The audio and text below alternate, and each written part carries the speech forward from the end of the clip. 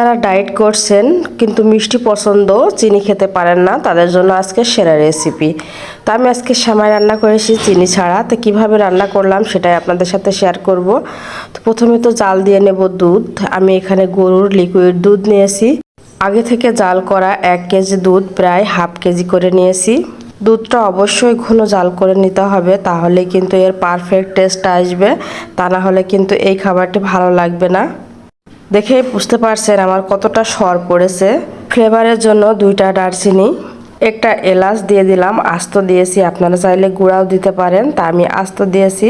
এবার আমি আরেকটু ফুটিয়ে নেব। তার আগে আমি সেমাইটা রেডি করে নিচ্ছি। এখানে আমি লাচ্ছা সেমাই নিয়েছি।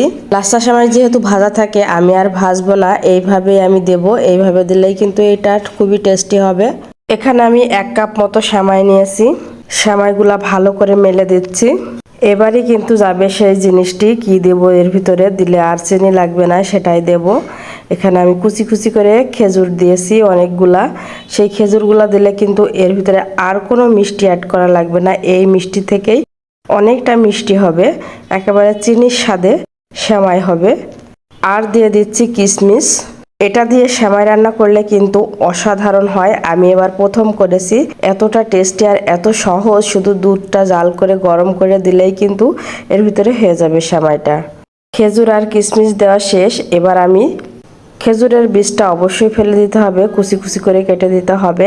আর এবার সেই ফুটন্ত দুধটা আমি দিয়ে দিচ্ছি। এর ভিতরে কিন্তু আমি কোনো চিনি অ্যাড করি নাই। আপনারাও চেষ্টা করবেন যেন কোনো চিনি না অ্যাড করতে, তাহলে কিন্তু এর আসল টেস্টটা পাবেন।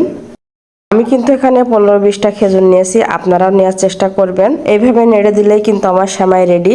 এখন একটু ঠান্ডা হওয়ার পালা। আমি একটু রেখে দেব আধা ঘন্টার জন্য, ঠান্ডা হওয়ার জন্য। ঠান্ডা ঠান্ডা যদি এটা খাওয়া যায়, ফ্রিজে রাখার দরকার নাই, আপনারা এমনিতেই নরমালে রেখে ঠান্ডা করে খাবেন, দেখবেন এতটা মজার। মাশাআল্লাহ, আলহামদুলিল্লাহ, অনেকটা মজার হয়েছে। রেসিপিটি যদি ভালো লেগে থাকে, লাইক কমেন্ট শেয়ার করে দিবেন, অন্যকে দেখার সুযোগ করে দেবেন। ভালো খাবো, সুস্থ থাকবো, এই কামনায় শেষ করছি। আল্লাহ হাফেজ। নতুন নতুন রেসিপি পেতে আমার চ্যানেলের সাথেই থাকবেন।